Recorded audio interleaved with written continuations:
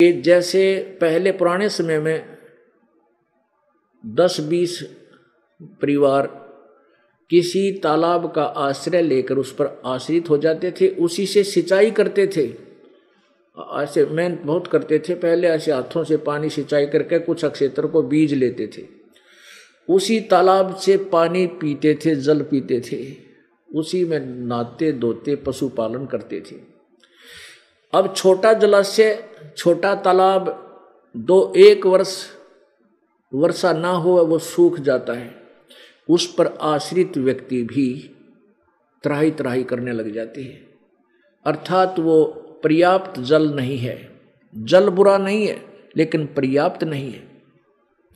फिर यूँ बताया कि उस तालाब के स्थान पर एक बहुत बड़ा जलाशय प्राप्त हो जावे, एक बहुत बड़ी लेक, बहुत बड़ी झील, जिसमें 10 वर्ष भी वर्षा ना हो तो भी जल समाप्त ना हो, और उन परिवारों को वो जलाशय नजर आ जा तो ठाक अपने सारे गुदड़गा बेना और वहाँ जा बैठेंगे, उसके किनारे वो छोड़ देंगे, उस छोटे जलाशय को तुरंत त्याग देंगे।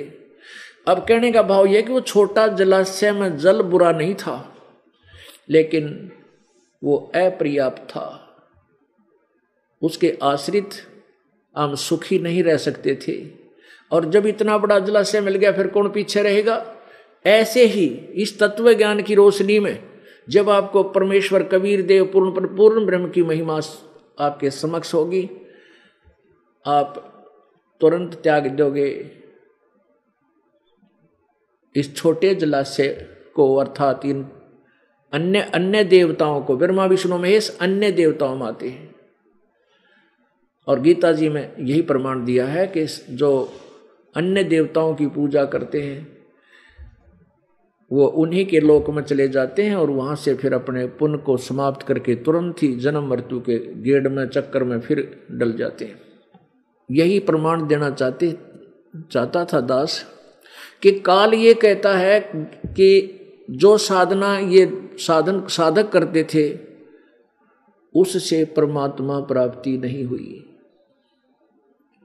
उससे परमात्मा प्राप्ति नहीं हुई। जैसा कि आपने पढ़ा कि भगवान विष्णु जी ने 10,000 12,000 दिव्य वर्ष तक घोर तप किया और भगवान के दर्शनार्थ, लेकिन दर्शन नहीं हुए।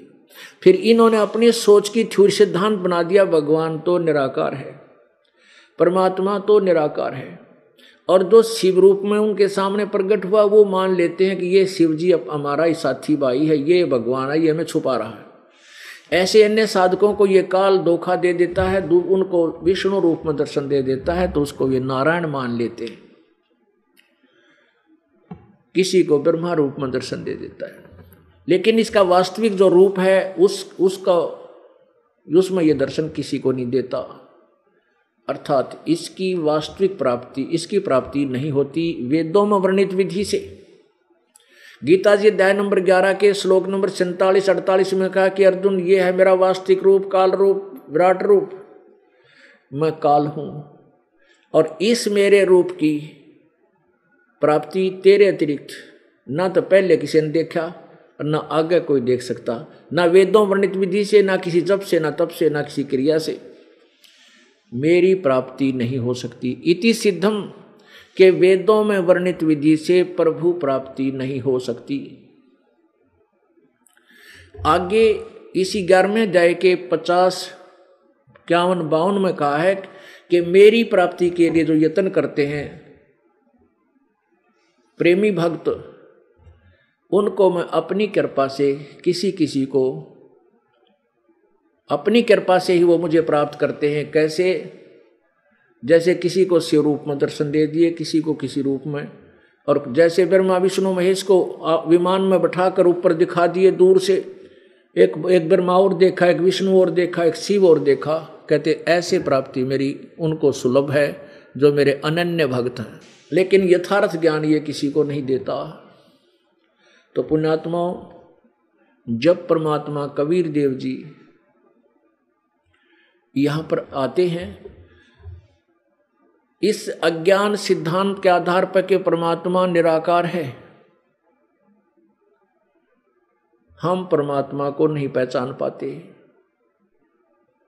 और परमेश्वर स्वयं कहते हम ही अलख अला है कुतुब गोस और पीर, गरीबदास खालिक दनी हमरा नाम कबीर। ए स्वामी सृष्टा में और सृष्टि हमरे तीर, दास गरीब अधर बसूं अवगत सत कबीर। अब परमात्मा आकर कहते थे कि मैं ही सृष्टा हूं, सारी सृष्टि का रचनहार हूं और सारी सृष्टि मेरे आधार है।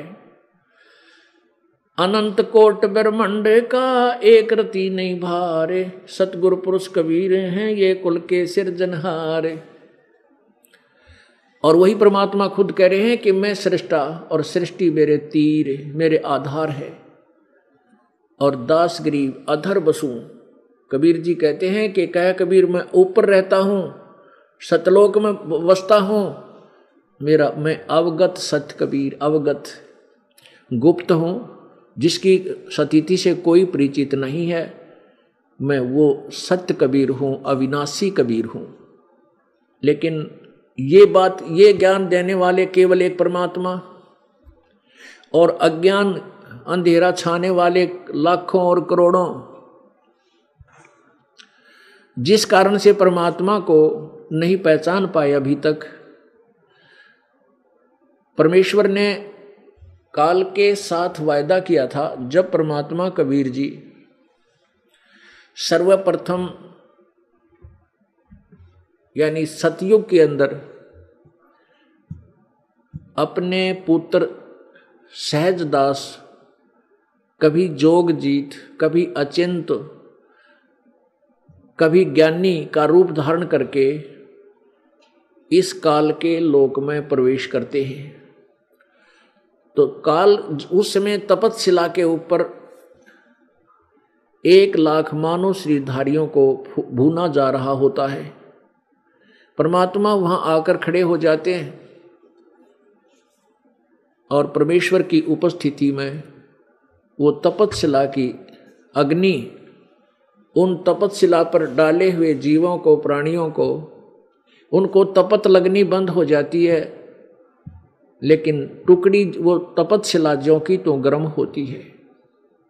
जब उनकी गर्म, उनको वो जैसे तड़प रहे थे, गर्मी में उबल रहे थे, और जिस समय वो तपत बंद हो गई उनको लगनी परमात्मा की कृपा से, तो वो बैठ गए उस तवे के ऊपर, तई के ऊपर, और सामने देखा वो चंद्रमा सा चेहरा कबीर भगवान का, पूर्ण परमात्मा। उनके दर्शन मात्र से आत्मा प्रसन्न हो गई और सभी ने सोचा ये भगवान आ गया, हमें बचाएंगे, भगवान आ गए, अब हमें बचाएंगे, ये तो यम के दूत यहाँ पर डाल रहे होंगे हमको, जैसा सुनाया था। तब उन्होंने कहा हे परमात्मा हमें बचा लो, हे परमात्मा हमें बचा लो, हमारे को कौन सी करनी का दंड यहाँ दिया जा रहा है। तब परमात्मा ने कहा जिस करने का तुम्हें, जिस पाप कर्म का तुम्हें यहाँ दंड दिया जा रहा है, वो करनी तुम्हारी सतलोक में बिगड़ी थी। परमात्मा ने सारी सृष्टि रचना सुनाई कि तुम बच्चों सतलोक में रहा करते थे, तुम मेरे पास रहा करते थे, यहाँ इस काल ने तुम्हारे को मेरे से दूर कर दिया। परमात्मा ने उन्हें सृष्टि रचना सुनाई। सृष्टि रचना कैसे है कि परमात्मा कबीर जी, कबीर देव सबसे पहले सदा से अनामी लोक में, अकेले लोक में अकेले रहते थे। फिर उन्होंने अपनी स्वेच्छा से 3 और लोकों की स्थापना की। अगम लोक, अनामी लोक से यानी अकेले लोक से नीचे का अगम लोक, फिर अलख लोक, और फिर उससे चौथे नंबर पर सतलोक। अब परमात्मा कबीर देव ने ही अन्य 3 रूप और धारण किए। अलख लोक, अगम लोक में अगम पुरुष नाम से विराजमान हो गए, अलख लोक में अलख पुरुष नाम से, और सतलोक में सत्य पुरुष नाम से। पुरुष माने प्रभु। सतपुरुष नाम, सतपुरुष उपमा से, उपाधि से यानी पोस्ट से वहाँ उपस्थित हुए, और सतलोक में सतपुरुष नाम से प्रसिद्ध हुए। उनका ये पद है, वास्तविक नाम उनका कबीर देव ही है। सतलोक के अंदर परमात्मा ने एक शब्द से 16 द्वीप बनाए, और फिर 16 शब्दों से 16 पुत्रों की उत्पत्ति की। उनमें से एक का नाम अचिंत भी है। अचिंत से कहा कि आप सृष्टि रचना, शेष सृष्टि रचना करो। अचिंत ने अपने वचन से अक्षर पुरुष की उत्पत्ति की। अब आप गीता जी अध्याय नंबर 15 के श्लोक नंबर 16 और 17 पर दृष्टि ध्यान रखना, जैसा कि आपको बार बार दिखाया जाता है। उसमें एक अक्षर पुरुष है, एक क्षर पुरुष है, सर पुरुष, और तीसरा ये पूर्ण परमात्मा परम अक्षर ब्रह्म। तो अक्षर पुरुष की उत्पत्ति अचिंत ने परमेश्वर कबीर देव की आज्ञा से की, उन्हीं से की दी हुई शक्ति से की। अचिंत ने वहाँ एक मान सरोवर बना हुआ है जो प्रभु ने अपने वचन से उन लोगों के साथ ही बनाया। उस मान सरोवर में जाकर के स्नान करने गया था, वहाँ जाकर सो गया, निंद्रा आ गई उसको। वहाँ श्वासों से शरीर नहीं है सतलोक में। काफी समय तक ये अक्षर पुरुष यानी परब्रह्म बाहर नहीं आया। तब परमात्मा ने उस अमृत सरोवर से जल लेकर और उसको अपनी शक्ति से उस ऐसे जल में उछाला, उसका एक अंडा बन गया। उस अंडे में एक आत्मा प्रवेश कर दी अपने वचन से, और वो अंडा गड़गड़ गड़गड़ करता हुआ नीचे को गया। उस गड़गड़ाहट की आवाज से अक्षर पुरुष की निंद्रा भंग होगी, और जो ही अक्षर पुरुष की निंद्रा भंग हुई, जैसे कच्ची जो अधूरी निंद्रा जाग जाता है उसको कुछ दुख सा होता, क्षोभ होता है, वो अक्षुब्ध होता है। उसने उस दृष्टिकोण से कि किसने मुझे जगा दिया, कुछ क्रोध युक्त दृष्टि से देखा, जिस कारण से अंडा दो भाग हो गया, फूट गया। उसमें से एक ये क्षर पुरुष निकला, ये ज्योति निरंजन ब्रह्म निकला। परमात्मा ने आकाशवाणी की कि तुम दोनों बाहर आओ। अक्षर पुरुष तो निंद्रा में था, तुझे जगाने के लिए ये सब लीला मैंने करनी पड़ी, बाहर आओ। दोनों बाहर आए, उनसे कहा कि जाओ तुम अचिंत के लोक में रहो। तीनों जने एक ही द्वीप में रहने लगे।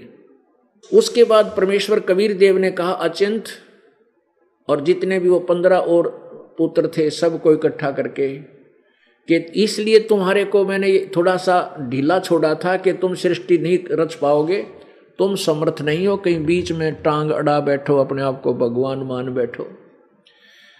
और अचिंत से वो शक्ति वापस ले ली और कहा मैं ही सारी सृष्टि रचूंगा। ये उदाहरण दिया था परमात्मा ने, कहीं ये अपनी अपनी डफली बजाने लग जाए शेष और काम बिगाड़ दें, तो वो अचिंत शांत हो गया और कहा प्रभु मेरे बस से बाहर की बात है।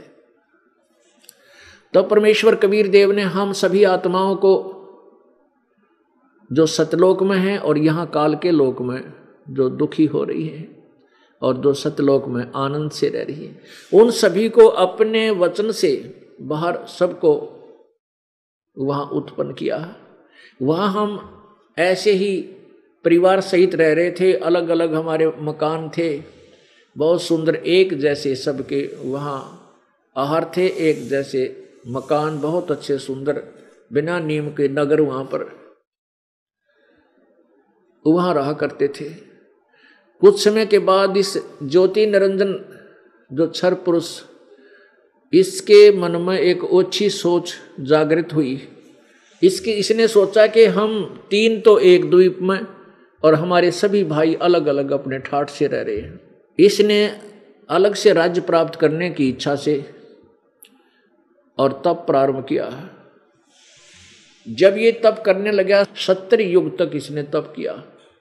जब ये 70 युग तप कर रहा था उस समय हम क्यों फंस गए यहाँ पर, हम सभी इस ज्योति निरंजन काल के उस तप के एक्टिंग से प्रभावित हो गए और इसको दिल से चाहने लगे कि देख कितना तप कर रखा, जो हो कितना सुंदर है। क्यों ये भी तेजों में और सुंदर शरीर था इसका। ये बाद में इसका विकराल रूप हुआ जब इसको श्राप मिल गया। परमेश्वर ने आकाशवाणी की तुम इस ज्योति निरंजन की क्रिया को मत देखो, आप मस्त रहो, ये अच्छा काम नहीं है। हम ऊपर से तो सावधान हो गए, लेकिन अंदर से चाह नहीं गई, उस ज्योति निरंजन को हृदय से चाहने लगे। हम अपने पिता से विमुख हो गए, जिसने हमें वहाँ सब सुख दिया था। ना कोई मृत्यु थी, ना बुढ़ापा था, ना कोई काम करने को था। सुंदर सदाबहार बाग बगीचे के बहुत सुंदर मेवा वहाँ पर सदाबहार रहती हैं, और कोई राग द्वेष लड़ाई झगड़ा वहाँ कुछ नहीं था। हम उस परमात्मा जो सर्व सुखदाई सुख सागर, उससे विमुख होकर इस काल ने चाण लागे ज्योति निरंजन ने। जब इसने 70 युग तप कर लिया तो परमेश्वर ने पूछा कि अभी क्या मांगता है, क्या चाहता है तू ज्योति निरंजन। इस काल भगवान ने, क्षर पुरुष ने, ज्योति निरंजन ने कहा कि पिताजी ये स्थान मेरे लिए कम है, मुझे अलग स्थान दे दो, अलग खुले स्थान में रहना चाहता हूँ। तो परमात्मा ने इसको 21 ब्रह्मांड दे दिए। जैसे एक साहूकार पिता अपने पुत्र को 21 प्लाट दे दे खाली बगैर कंस्ट्रक्शन के। इसने 21 ब्रह्मांड प्राप्त करके निरंजन फूला नहीं समावे, कभी उस प्लाट में देख घूमकावे, कभी उस प्लाट में सैर सपट्टे करे। फिर इसने सोचा इसमें कुछ कंस्ट्रक्शन होनी चाहिए। उसके लिए फिर तपस्या की 70 युग। तो परमात्मा ने पूछा क्या मांगता है तू। इसने प्रार्थना की परमात्मा कुछ कंस्ट्रक्शन मटेरियल दे दो ताकि मैं अपनी प्लाटों में रचना कर सकूं। परमेश्वर ने इसको 3 गुण 5 तत्व ये दे दिए। अगले बेटा खेल खिलौना थे। अब इसने सोचा कि इसमें कंस्ट्रक्शन भी कर लूंगा तो इसमें अकेला क्या करूंगा, इतने बड़े बड़े प्लाटों में मेरे साथ कुछ आत्मा भी होनी चाहिए। इस उद्देश्य से इसने फिर तप प्रारंभ किया। जब 64 युग तप इसने कर लिया तब परमेश्वर ने कहा कि तूने जो मांगा था सरपुरुष वो मैंने तुझे दे दिया, अब क्या चाहता है। तो इसने कहा कि प्रभु हे पिताजी मेरा अकेले का दिल नहीं लगता, मुझे कुछ आत्मा दे दो। परमेश्वर को पता था, परमेश्वर कबीर देव को पता था कि ये जितने भी इसके ऊपर आसक्त हैं ये पतिव्रता पद से गिर चुके हैं, ये इस सच्चे लोक में रहने लायक नहीं रहे, ये अपने पिता अपने पति से अपने मालिक से विमुख हो चुके हैं, पतिव्रता पद से गिर चुके हैं, अब ये यहाँ रहने योग्य नहीं रहे। लेकिन उधर से अपनी आत्मा है चाहे कितनी बुरी होगी थी तो भी पिता अक्षमा करने की मूड में ही होता है। तो परमात्मा ने कहा भी देख बात सुन, ये सब मेरी आत्मा है, मेरे शरीर से निकली है और ये मैं अपनी आत्माओं को तेरे को नहीं दे सकता, तू घना दुखी करेगा इनको, तो इनको सताएगा। तो ज्योति निरंजन ने वचनबद्ध होकर कहा कि मैं सत्य का राज करूंगा, जो जैसे कर्म करेगा वैसा ही फल दूंगा, मैं सताऊंगा नहीं, बगैर किसी कर्म दंड के नहीं सजा दूंगा। तो परमात्मा बोला भी एक बात है, ये तो मैं किसी भी जब तब के बदले में नहीं दे सकता तेरे को। हाँ अगर कोई स्वेच्छा से तेरे साथ जाना चाहता है तो मुझे कोई इतराज नहीं, चले जाएंगे। इस काल भगवान ने हमारे पास आकर के कहा, पूछा, जब ये हमारे पास आया तो हम सभी जो आजकल के जाल में जो चींटी से लेकर हाथी, ये पशु पक्षी जंगली जानवर और जल के कीड़े बने हैं, जीव जंतु बने हैं, ये सभी यानी रंग से लेकर देवता और इंद्र ब्रह्मा विष्णु महेश तक जो आत्माएं आज पद प्राप्त हैं काल के लोक में, ये सभी वहाँ थी। जब ये हमारे पास आया तो हम खड़े हो गए सभी, इसके चारों तरफ मंडरा गए इसके दर्शन के लिए, क्योंकि इसको चाह रहे थे हम अंदर से। और वही इच्छित वस्तु हमारे सामने हो तो कितनी खुशी होती है। तो इसने कहा कि मैंने पिताजी से अलग स्थान प्राप्त किया है, लोक ब्रह्मांड प्राप्त किए हैं, क्या आप मेरे साथ चलोगे। अब हम तो पहले ही गदगद हो रहे थे, इसको चाह रहे थे। हमने कहा कि यदि पिताजी आज्ञा दे देगा तो हम आपके साथ चल पड़ेंगे, चलने को तैयार हैं। तब इस ज्योति निरंजन ने यानी ब्रह्म ने परमेश्वर कबीर देव जी के पास जाकर कहा, प्रभु कुछ आत्मा मेरे साथ जाना चाहती हैं, वह सब इच्छा से जाना चाहती है। परमेश्वर ने कहा कि मेरे सामने हाँ भरवा दे, मेरे सामने स्वीकृति दिला, तब मैं मानूंगा। परमात्मा यानी पूर्ण ब्रह्म और ये ब्रह्म वहां आगे हमारे पास। तो परमात्मा ने कहा भी जो ज्योति निरंजन इस ब्रह्म के साथ जाना चाहता है वो अपनी हाथ खड़ा करके स्वीकृति देवे। अब परमात्मा के सामने, अपने पिता के सामने शर्म लगी, सबको नीची गर्दन कर ली, कोई नहीं बोला। तो परमात्मा ने कहा भी ज्योति निरंजन कोई भी नहीं जाना चाहता, तू कह रहा था मेरे साथ स्वेच्छा से कुछ जाना चाहते हैं। ये तो सन्नाटा छा गया। परमात्मा ने कहा भी बोलते क्यों नहीं, कौन जाना चाहता है? तो उस समय एक आत्मा खड़ा हुआ। सबसे पहले एक आत्मा ने हिम्मत की कि मैं जाना चाहता हूं। अब फिर बाकी क्या न सोची कि तुम पीछे रह जाओ और यू एकला लूट सारी वहां पर काल के लोक में, ब्रह्म के लोक में। तो सब ने स्वीकृति दे दी, दोनों हाथ करके मैं भी। परमात्मा बोला भाई ठीक है, जितने भी इन प्राणियों ने, जितने भी हंस आत्माओं ने तेरे साथ जाने की स्वीकृति दी है, इनके नंबर मेरे कंप्यूटर में फीड हो गए, मेरे पास नोट हो गए। ज्योतिनेंद्र तू जा अपने लोकों में। ये 21 ब्रह्मांड वही थे, सतलोक के एक कोने में थे, अलग से दूर। और मैं इन सभी आत्माओं को, परमात्मा ने कहा मैं सभी आत्माओं को अपने हिसाब से तेरे पास भेज दूंगा ताकि तुझे सृष्टि में एकदम बाधा ना बने। तो परमेश्वर ने क्या किया, ज्योति निरंजन ब्रह्म चला गया। परमात्मा ने क्या किया कि उस जो सबसे पहले जिस हंस आत्मा ने स्वीकृति दी थी उसकी एक सुंदर युवा लड़की बना दिया, लेकिन उसको प्रजनन इंद्रिय नहीं लगाई। बाकी सर्वांग स्त्री वाले स्त्री रूप बना दिया सुंदर लड़की का।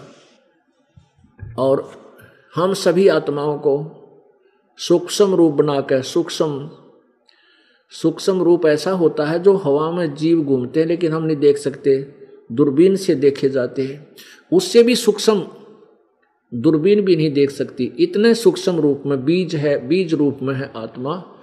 तो ऐसा सूक्ष्म रूप बना करके उसमें जैसे उस लड़की के अंदर प्रवेश कर दिए और उससे कहा कि बेटी मैं तुझे वचन देता हूँ, एक शक्ति देता हूँ, वचन शक्ति के तू जितने भी जीव नर और मादा बनाना चाहेगी अपने वचन से उतने ही तू उत्पन्न कर देगी।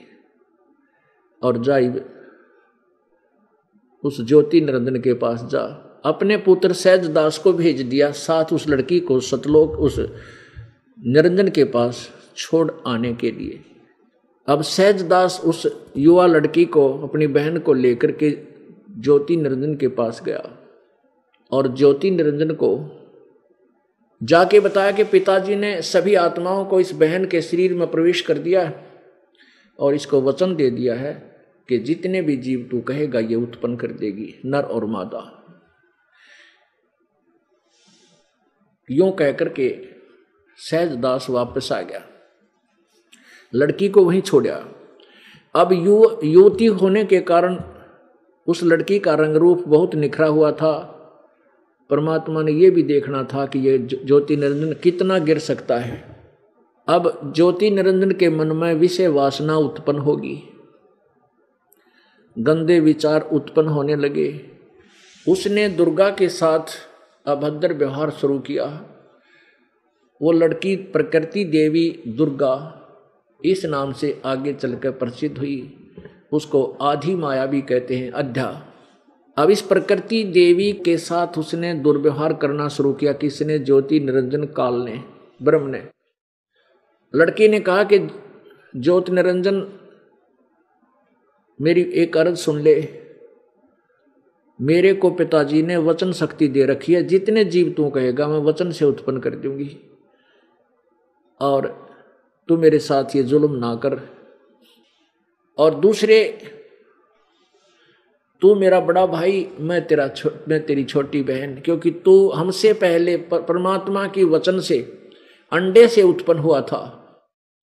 परमात्मा का तो भी पुत्र है, उसके बाद हमारी उत्पत्ति हुई, मैं तेरी छोटी बहन होगी।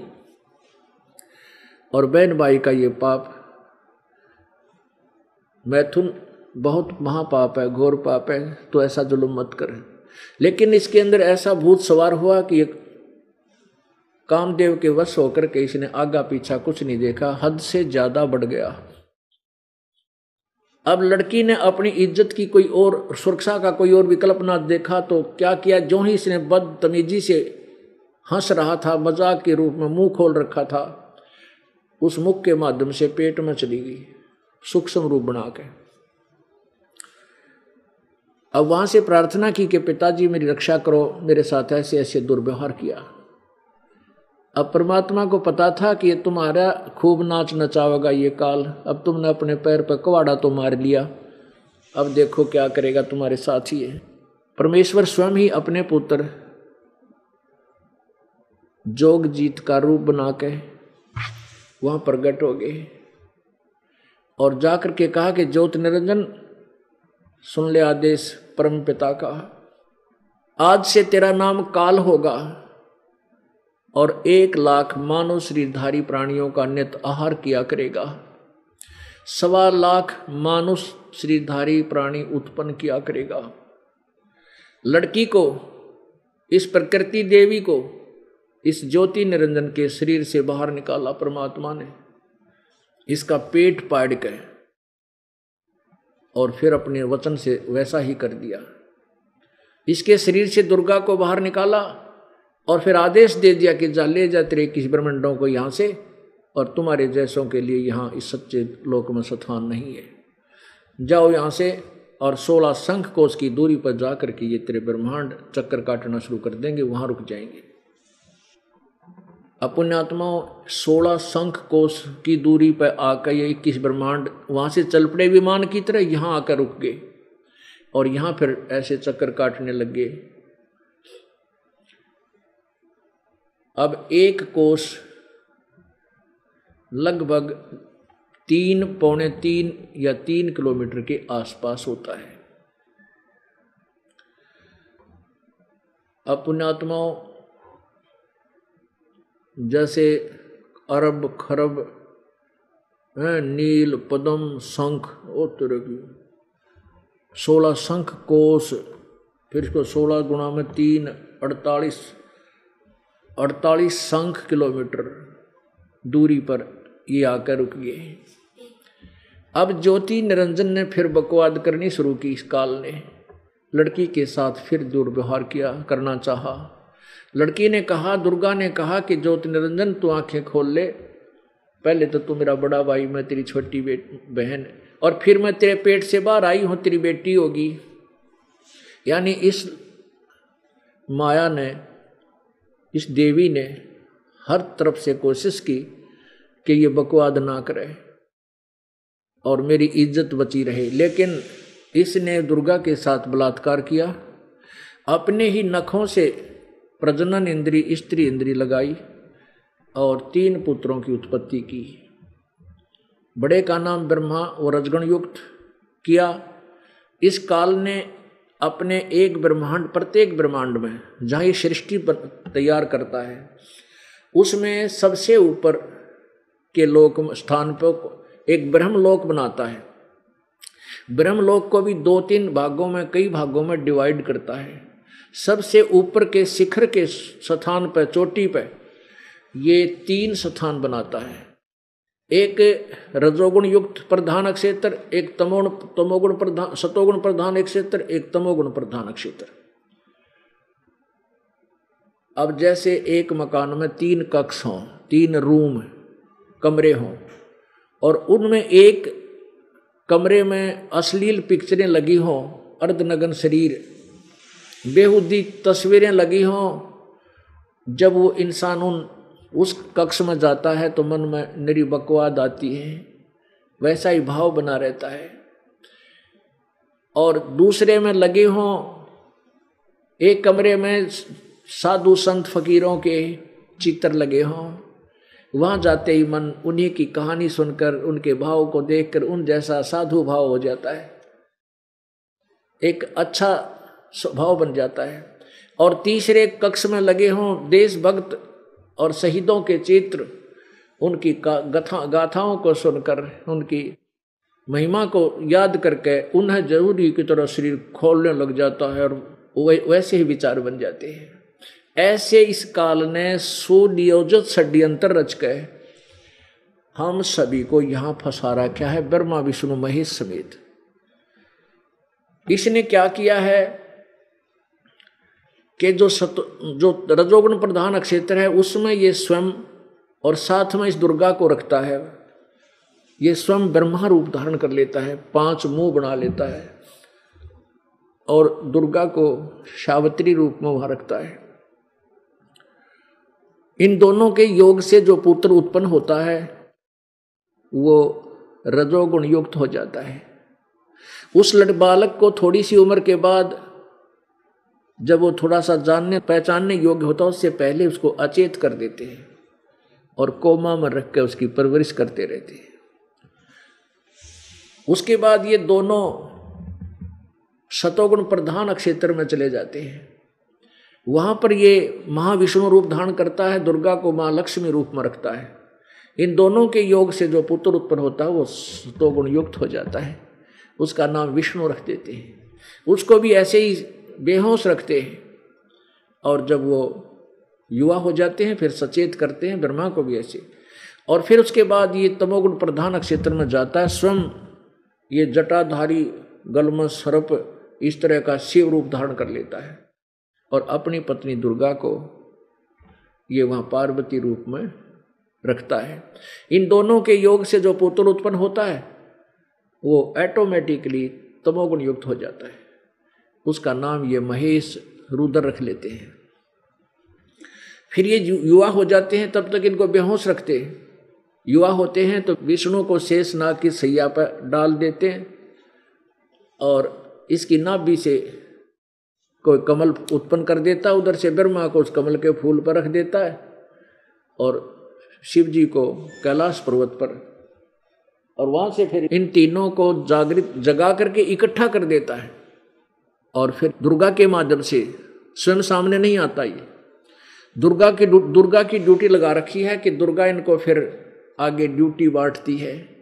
ये दुर्गा अपने ही 3 रूप धारण करती है, सावित्री, लक्ष्मी और पार्वती के। अपने ही शरीर से ये 3 और देवियां उत्पन्न करती है। ये 8 भुजा तक बना सकती है दुर्गा, और ये अन्य जो इससे उत्पन्न देवी हैं जैसे सावित्री और लक्ष्मी और पार्वती, ये केवल 4 भुजा ही बना सकती, इससे अधिक भुजा ये नहीं बना सकती, ये 4 भुजा के हैं। ऐसे ही ब्रह्मा विष्णु महेश ये केवल 4 भुजा ही रख सकते हैं, और इनका पिता जो ब्रह्मा है, जो ब्रह्म है, महाब्रह्मा जो महाविष्णु महाशिव रूप धारण करता है, ये 1000 भुजा तक अपने बना सकता है, इससे अधिक नहीं। और जो परब्रह्म है वो 10,000 भुजा तक बना सकता है, और परमात्मा असंख्य भुजा युक्त है, वो पूर्ण ब्रह्म, वो असंख्य भुजाएं भी बना सकता है। यानी असंख्य भुजा माने ताकत का प्रतीक है। जैसे एक तो 5 हॉर्स पावर की मोटर हो, एक 10 की, एक 20 की, एक थर्मल प्लांट। तो ऐसे परमात्मा जो है वो अमित ओजा, जिसकी शक्ति का कोई वार पार नहीं, वो कबीर देव है, कबीर अमित ओजा। इन तीनों का ब्याह कर देती है दुर्गा। इनको एक एक राजधानी दे दी जाती है, विष्णु को विष्णुलोक, शिव को शिवलोक और ब्रह्मा को ब्रह्मालोक। वहां बैठ करके ये तीनों देवता इस पृथ्वीलोक, स्वर्गलोक और पाताल लोक के 3 प्राणियों के एक एक विभाग पर कंट्रोलर होते हैं। ब्रह्मा के अंदर वो गुण है रजोगुण, जिसके प्रभाव से ये सब जीव सृष्टि यानी बच्चे उत्पन्न करते हैं विवश होकर के। और विष्णु जी के अंदर से निकल रहा जो सतोगुण की शक्ति पावर से, प्रभाव से सभी एक दूसरे में प्यार करते हैं। बेटा बेटी का, माता पिता में, भाई बहन में, पति पत्नी में, बच्चों में, अपनी संपत्ति संतान में जो मोह है, ये सतोगुण का प्रभाव है, विष्णु जी से निकल रहे, विष्णु जी की शक्ति का।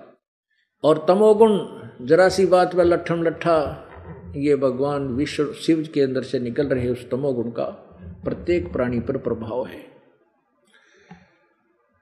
तो पुण्यात्मा, ये सृष्टि रचना आपको सुनाई दास ने वर्बली।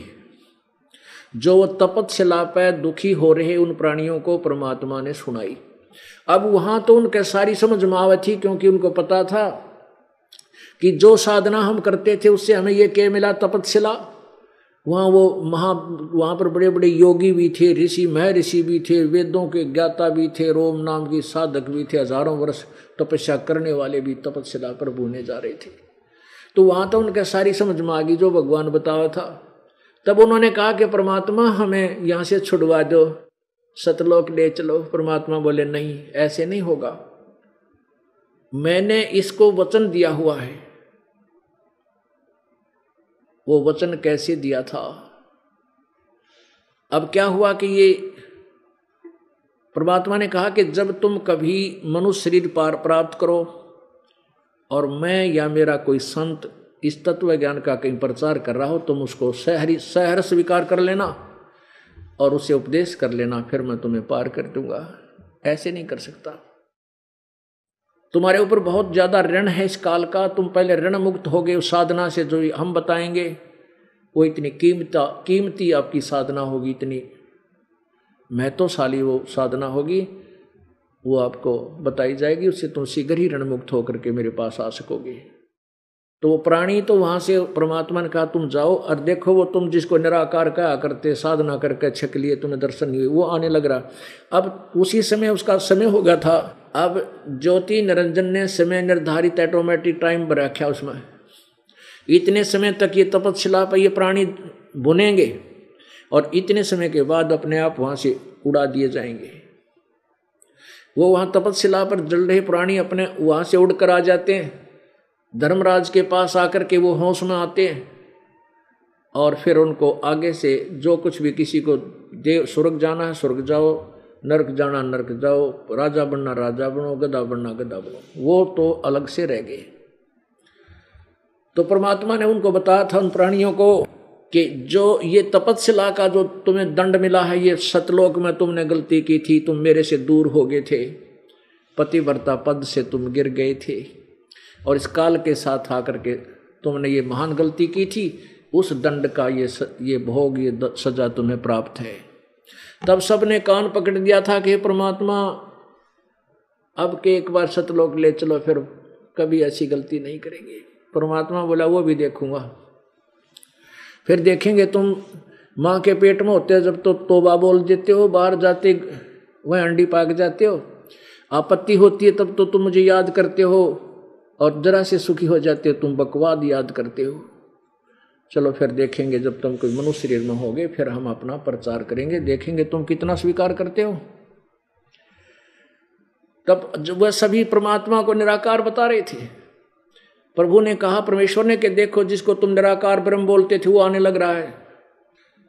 अब उसका ओछा माथा, लंबे 2 दांत, विकराल सा चेहरा और 2 हाथों युक्त वो आ रहा है। वो 2 हाथ भी बना सकता है और 1000, 4 हाथ, 5, 8 हाथ भी, 4 भी, 1000 भी तक बना सकता है। तो सामने आता हुआ दिखा कि वो आ रहा है तुम्हारा निराकार भगवान। ये खुद कहता है 7वें गीता जी अध्याय नंबर 7 के 24-25 में कि मैं अपनी योग माया से छुपा रहता हूँ, अपने वास्तविक रूप में किसी के समक्ष नहीं आता, एज इट इज। तब परमात्मा ने उन प्राणियों को भेज दिया।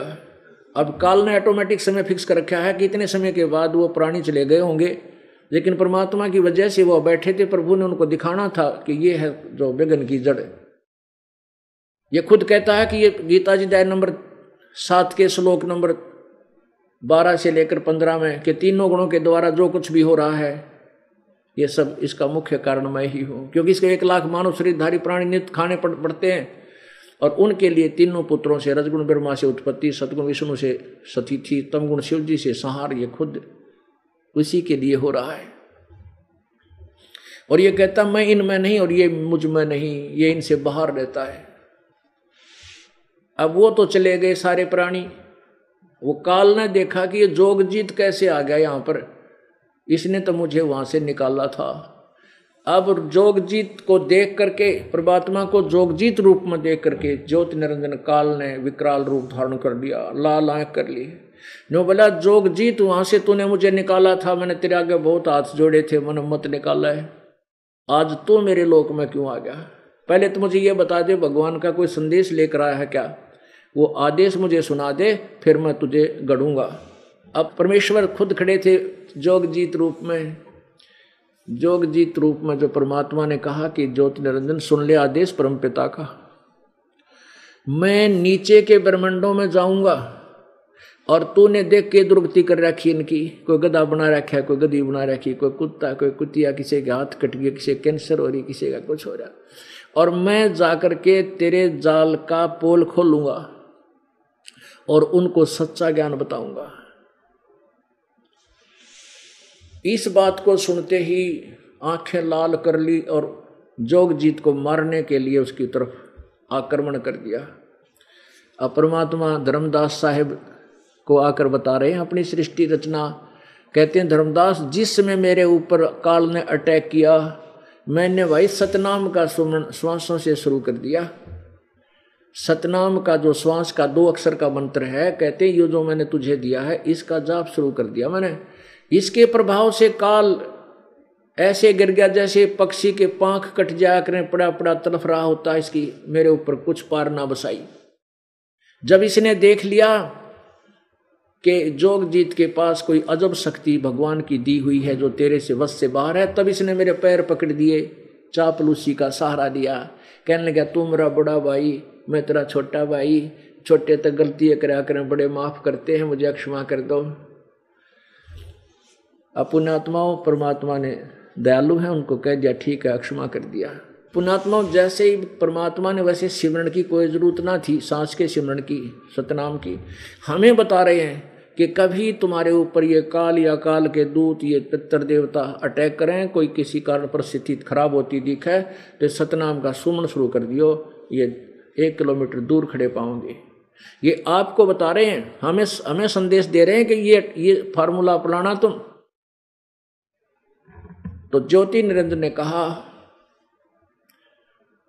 कि परमात्मा आप चले जाइयो, मैं कि नाटू हूँ, आप तो जाओगे, संदेश है आपको भगवान का, आप चले जाना, पर एक काम करना, देखो एक वचनबद्ध हो जाओ। मेरे को श्राप लगा हुआ 1 लाख मानव श्रीधारी जीव खाने का, और आप उन सबको सच्चा रास्ता बता दोगे, वो सब चले जाएंगे, मैं भूखा मरूंगा। सतयुग आया हुआ है, सतयुग है अब, तो मुझे वचनबद्ध हो जाओ कि आप 3 युगों में जीव थोड़े ले जाना। हाँ, पहले परमात्मा से कहा कि तुम वचनबद्ध हो जा जोगजीत, मैं तेरे से कुछ मांगना चाहता हूँ। अब प्रभु ने कहा कि मांग ले के मांगा, क्योंकि परमात्मा को पता था मेले में बालक के मांगा करे। पिताजी जब मेले में ले जा छोटे बच्चे ने, के मांगेगा? कोई कार मांग लिया खिलौने वाली है, कोई 100 ग्राम मिठाई खा लेगा, इस तो फालतू इसकी औकात ना। तो परमात्मा को पता था के मांगेगा, अकबर हो गया वचनबद्ध, मांग के मांगेगा। तब इसने कहा कि 3 युगों में जीव कम ले जाना, चौथा युग जब कलयुग आवे, तब शरण जीव बहु जावे, ऐसा वचन हर मोह दीजे, तब तुम संसार गवन कीजे। परमात्मा बोले भाई ठीक है, तथास्तु, 3 युगों में जीव मैं कम ले जाऊंगा, लेकिन चौथा युग जब कलयुग आओगा तब मैं अपने जीवों को ले जाऊंगा। दूसरा वचन इसने कहा था परमात्मा, जो मेरे ज्ञान को स्वीकार करे, जो मेरे संदेश वाहक संत गुरु जो मैं भेज रहा हूं, उनके ज्ञान को जो स्वीकार करे वो मेरा, और आपके ज्ञान को स्वीकार करे वो आपका। प्रभु धक्का ना करियो। परमात्मा बोले ठीक है, ये तो अंडरस्टूड है, जो जिसको, ये नियम है हमारा, जो जिसमें आस्था होगी उसी को प्राप्त होगा। और 1-2 और उसने प्रार्थना की थी कि ऐसे ऐसे होगा, वो भी आगे आने पर बताएंगे, अब इसका वो प्रसंग नहीं है, वो विषय नहीं है। जब काल ने देखा तेरा काम बन गया, वचनबद्ध हो गया, 3 युगों में जीव कम जाएंगे, बहुत ही नाम मात्र, और कलयुग में इन प्राणियों को, मनुष्यों को भक्ति योग नहीं रहने दूंगा। इतने गलत शास्त्र, गलत संत, नकली संत भेज कर तीर्थ, व्रत, मूर्ति, पत्थर, पहाड़ों की पूजा में, पानी तीर्थों की पूजा में लगा दूंगा, और इनके न्यारे नरे धर्म बनवा दूंगा, और उल्टा ज्ञान प्रचार करवा के शास्त्र विरुद्ध साधना पर आरूढ़ कर दूंगा। ज़्यादातर नास्तिक हो जाएंगे कलयुग में, और गलत गुरु संत महर्षि भेज करके उल्टा ज्ञान प्रचार करवा दूंगा। और जिसमें ये जोगजीत आवेगा या उनका कोई संदेश वाहक आएगा, इस काल के न्योना जचरी के कब परमात्मा भी आते हैं यहाँ पे, यो पहचान ना पाता उसको। तो अगर इसने नो पता लग जा भगवान आ रहे हैं, जिसका कलजा पाट जा, हार्ट अटैक हो जा। इसलिए परमात्मा एक सिंपल रूप में ऐसे रहते हैं, किसी का भी ना जसदेव भगवान होंगे, इस रूप में वो प्रभु आ जाते हैं। तो तब इस काल ने कहा था कि जा जोग जीत बेशक जा नीचे। कल इसे मैंने ऐसी पट्टी पढ़ा दी है, अभी पढ़ा रखी है वैसे तो, और फिर तो और गणी पढ़ा दूंगा कलयुग में जब तू जाएगा, कि कोई भी तेरे इस यथार्थ ज्ञान को सुनने को तैयार नहीं होगा। तू कहेगा ब्रह्मा विष्णु महेश नासवान है, ये पूज्य योग ये पूर्ण परमात्मा नहीं है, इनकी पूजा से मोक्ष नहीं है, तेरा सिर फोड़ेंगे, इसे रंग दूंगा उनको रंग में। काल फिर खुश हो गया, क्यों बन गया काम इसका, गर्ज लिकड़ी बच्चा सुखी। क्या कहने लगा, 12 पंथ करूं मैं साजा, नाम तुम्हारा ले करूं आवाजा। 12 पंथ नाम जो ले ही, वो हमरे मुख आन समोही। 12 पंथ नकली शुरू कर दूंगा, कबीर पंथ, कबीर साहब, कबीर भगवान कहेंगे, ये 12 पंथों कबीर वाले।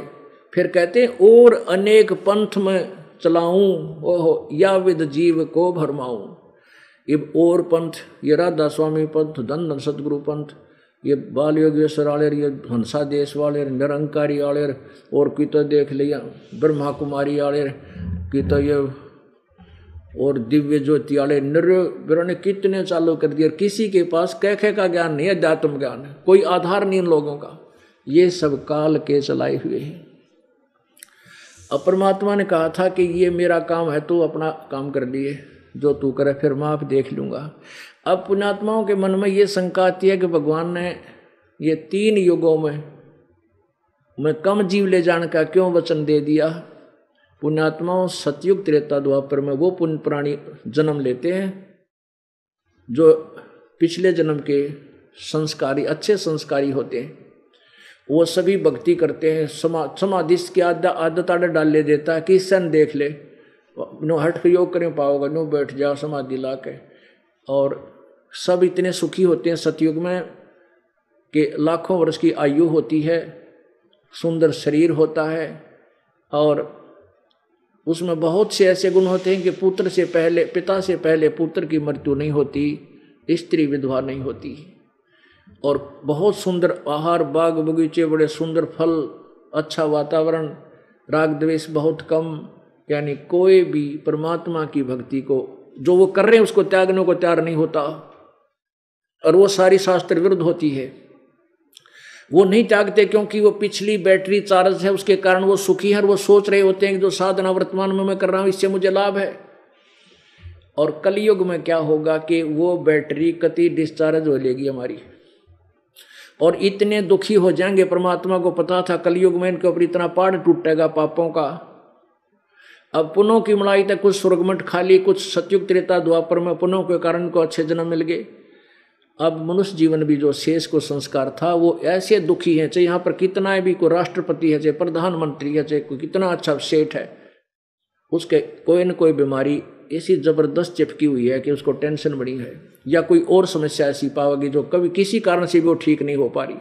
तो परमात्मा कहते हैं जब मैं आऊँगा और ये सब पंथ चल लेंगे, ये अपनी कथा कहानी सुना के फाइनल कर लेंगे, और इनके द्वारा की गई पूजा से किसी को लाभ नहीं होगा, और फिर दास या तो खुद भगवान आते हैं या अपना दास भेज दिया। अब उन्हीं के द्वारा दिए गए उस मंत्र से ऐसा लाभ होता है, देखते रह जाते हैं। तो परमात्मा को पता था कि मेरी शक्ति वो अपरंपार है, जो मेरी शरण में इस सत्य नाम, सच्चे नाम का जाप करेगा हमारे संत से लेकर के, वो तुरंत सुखी होगा और डंडोरा पीट देगा विषयों के पास जा करके।